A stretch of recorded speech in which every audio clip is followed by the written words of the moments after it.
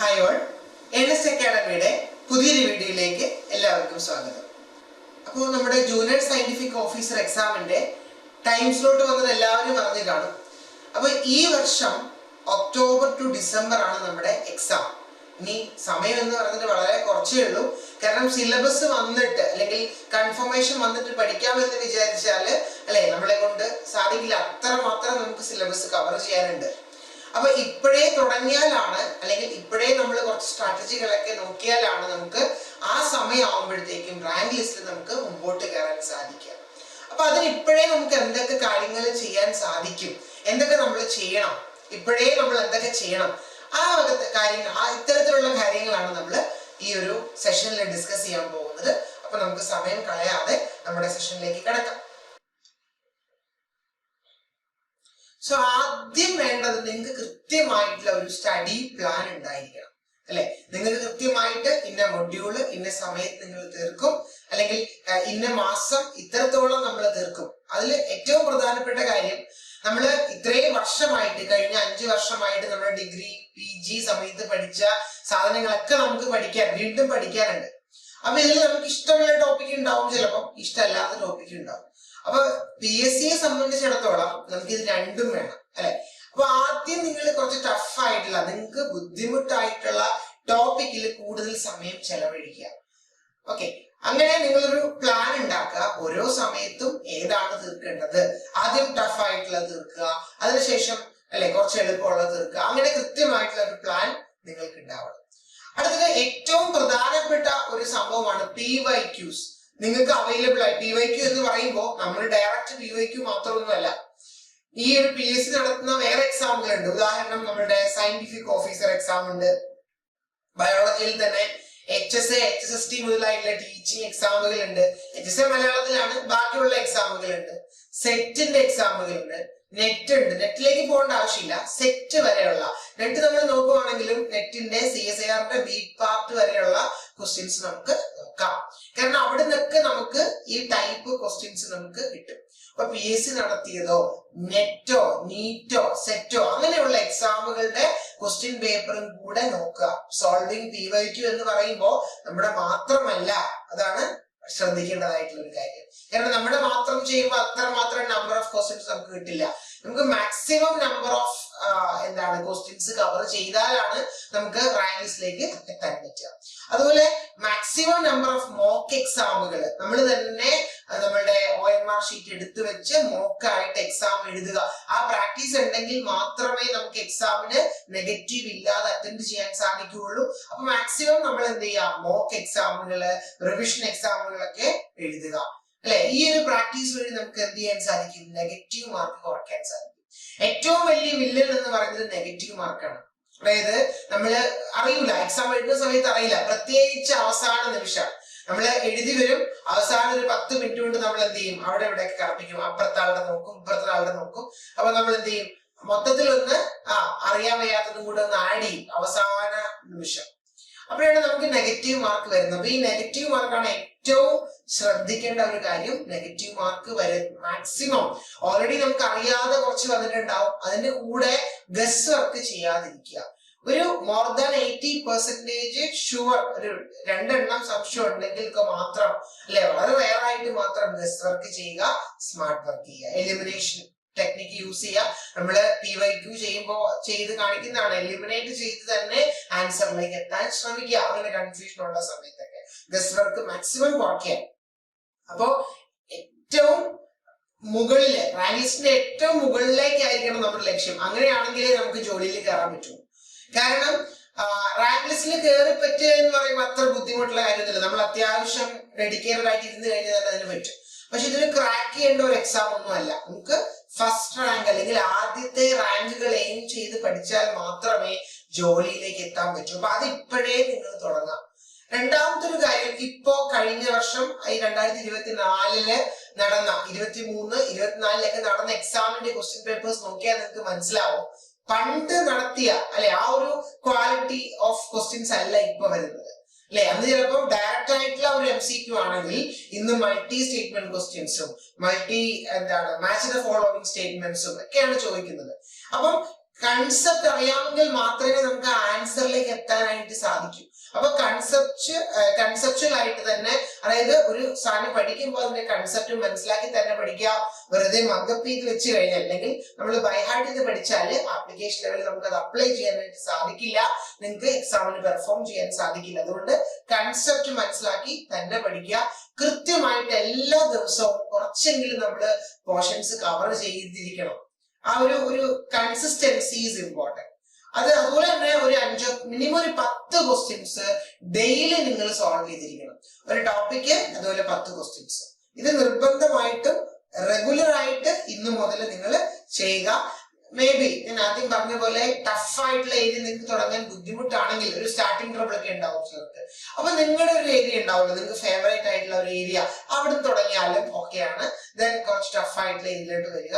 അങ്ങനെ കൃത്യമായിട്ടുള്ള ഒരു പ്ലാൻ, നിങ്ങളുടേതായിട്ടുള്ള ഒരു പ്ലാൻ നിങ്ങൾക്ക് കൃത്യമായിട്ട് ഉണ്ടായിരിക്കണം. അത് കൃത്യമായിട്ട് എക്സിക്യൂട്ട് ചെയ്യാനും നിങ്ങളെ കൊണ്ട് സാധിക്കണം. പിന്നെ ഏറ്റവും പ്രധാനപ്പെട്ട ഒരു വില്ലനാണ് നമ്മുടെ ഫോൺ എന്ന് പറയുന്നത്. അപ്പൊ നിങ്ങളുടെ സ്ക്രീൻ ടൈം ഒക്കെ ഒന്ന് കുറയ്ക്കുക. ആവശ്യമില്ലാതെ അല്ലെ ഇൻസ്റ്റാഗ്രാമും ഫേസ്ബുക്കിലൊക്കെ സ്ക്രോൾ ചെയ്ത് സമയം കളയുന്നത്, സ്ക്രീൻ ടൈം ഒന്ന് മൊത്തത്തിൽ കുറയ്ക്കുക. അപ്പൊ തന്നെ നമുക്ക് ധാരാളം സമയം കിട്ടും അല്ലെ. അപ്പൊ അതുകൊണ്ട് തന്നെ എന്ത് ചെയ്യുക, കൃത്യമായിട്ട് നമ്മുടെ സ്ക്രീൻ ടൈം ഒക്കെ കുറച്ച് കൃത്യമായിട്ട് ടൈം അലോക്കേറ്റ് ചെയ്ത് PYQ ഒക്കെ ചെയ്ത് കൃത്യമായിട്ട് പഠിക്കുക. മിനിമം 10 ക്വസ്റ്റ്യൻസ് ഒരു ദിവസം ചെയ്യുക. ഇനി ഏതൊക്കെ തരത്തിലുള്ള ക്വസ്റ്റ്യൻസ് ആണ് നമുക്ക് PSCയിൽ പ്രതീക്ഷിക്കാവുന്നത്? പഠിക്കുമ്പോൾ ഏത് ലെവലിൽ പഠിക്കണം അല്ലെ? അടുത്ത ചോദ്യം ഇത് രണ്ടുമാണ്.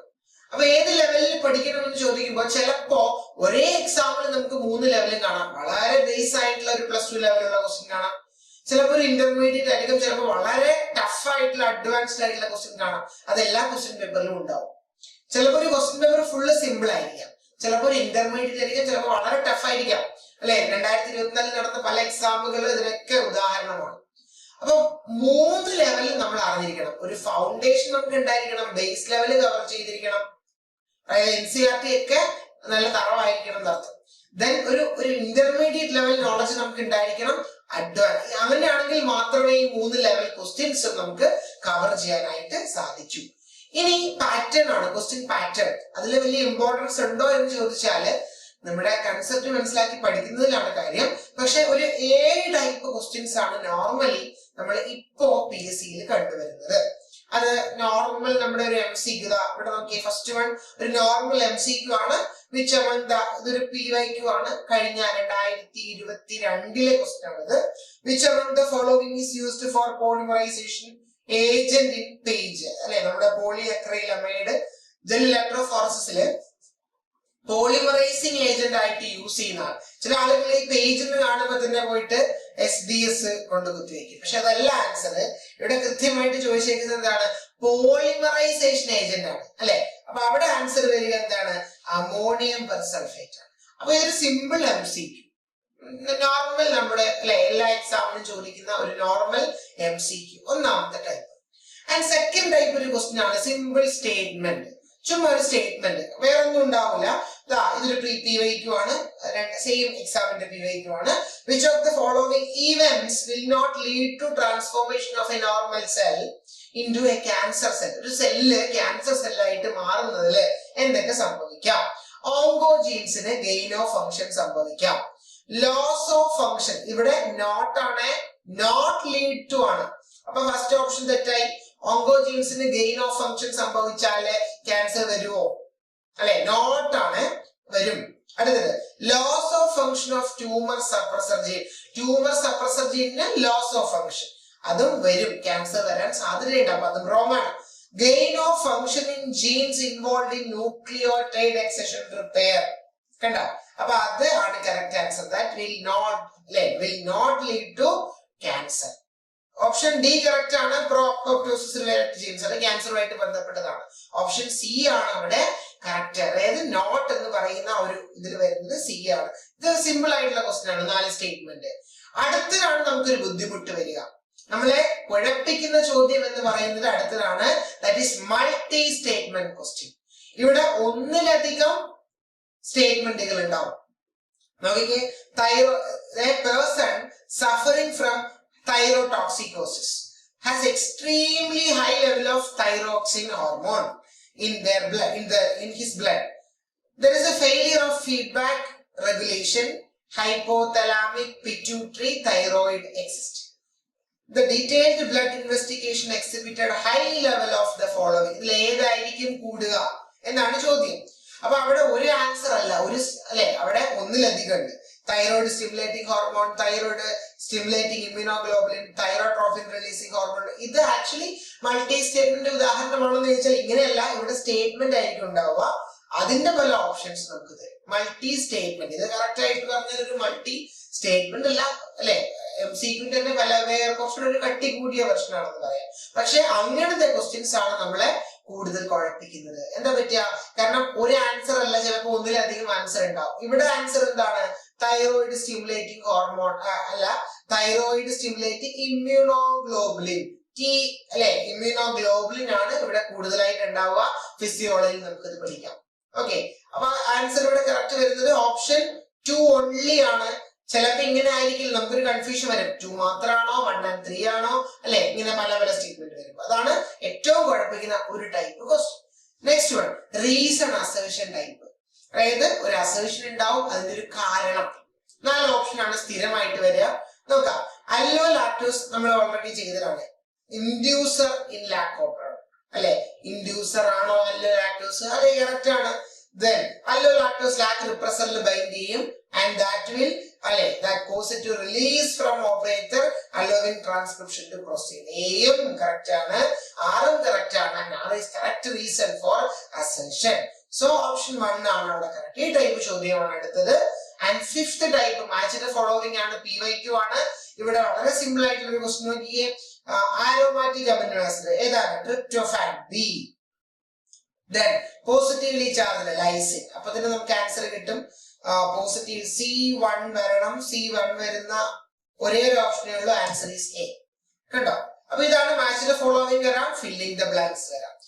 C4 epimer of D glucose ബയോകെമിസ്ട്രിയിൽ നിന്ന് ഏതാണ്?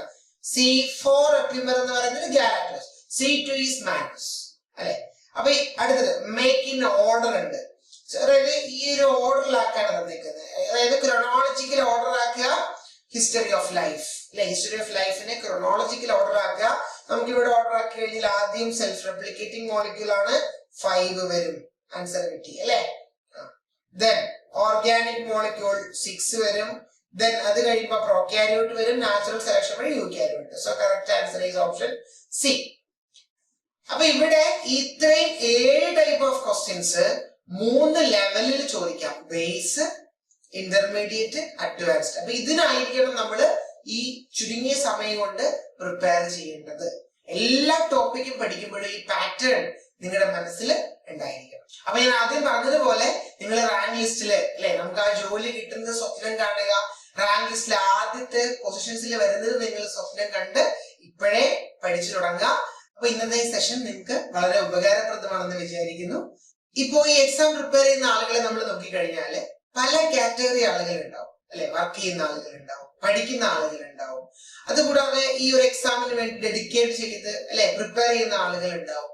അപ്പം ഇവരാരാണെങ്കിലും നമുക്ക് സമയം പോകുന്ന ഒരു പരിപാടിയാണ് ഈ നോട്ട് കണ്ടുപിടിക്കുക, അതുപോലെ പഴയ PYQ തപ്പിയെടുക്കുക. അപ്പൊ ഇതിനൊക്കെ സൊല്യൂഷൻ എന്നുള്ള രീതിയിലാണ് NS academy junior scientific officer, അല്ലെ, ഈ ഒരു പോസ്റ്റിലേക്ക് നമ്മൾ പുതിയ കോഴ്സ് ആരംഭിച്ചിരിക്കുന്നു. അപ്പം നമ്മുടെ പ്രത്യേകത എന്ന് പറയുന്നത് റെക്കോർഡ് ആൻഡ് ലൈവ് സെഷൻസ് ആണ്. നിങ്ങൾക്ക് ലൈവ് സെഷൻസ് മിസ്സായാൽ പോലും, അല്ലെ, എപ്പോഴും നമുക്ക് ചിലപ്പോൾ ക്ലാസ്സിൽ അറ്റൻഡ് ചെയ്യാൻ പറ്റണമെന്നില്ല, മനുഷ്യരാണ്. അപ്പോ അങ്ങനെയുള്ള കേസിൽ നമുക്ക് റെക്കോർഡ് ക്ലാസ്സുകൾ നമുക്ക് പങ്കെടുത്ത് ആ ഒരു കുറവ് നികത്താനായിട്ട് സാധിക്കും. ഇപ്പൊ റെക്കോർഡ് പ്ലസ് ലൈവ് ക്ലാസ്സുകളാണ്.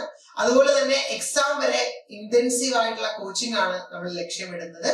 അതുപോലെ എക്സാം, വീക്ക്ലി എക്സാമുകള്, ലൈവ് എക്സാമുകള്, റെക്കോർഡ്, അങ്ങനെ പല വെറൈറ്റി ഓഫ് എക്സാമുകളാണ് നിങ്ങളെ കാത്തിരിക്കുന്നത്. ഞാൻ പറഞ്ഞു, മാക്സിമം നമ്മൾ നമ്പർ ഓഫ് എക്സാം അല്ലെങ്കിൽ നമ്പർ ഓഫ് ക്വസ്റ്റ്യൻസ് കവർ ചെയ്യുമ്പോഴാണ് നമുക്ക് ആ ഒരു ലെവലിലേക്ക് എത്താൻ സാധിക്കുക. അപ്പൊ അതിന് നിങ്ങളെ സഹായിക്കുന്ന രീതിയിലാണ് നമ്മൾ എക്സാമുകൾ ഇവിടെ പ്ലാൻ ചെയ്ത് വെച്ചിരിക്കുന്നത്.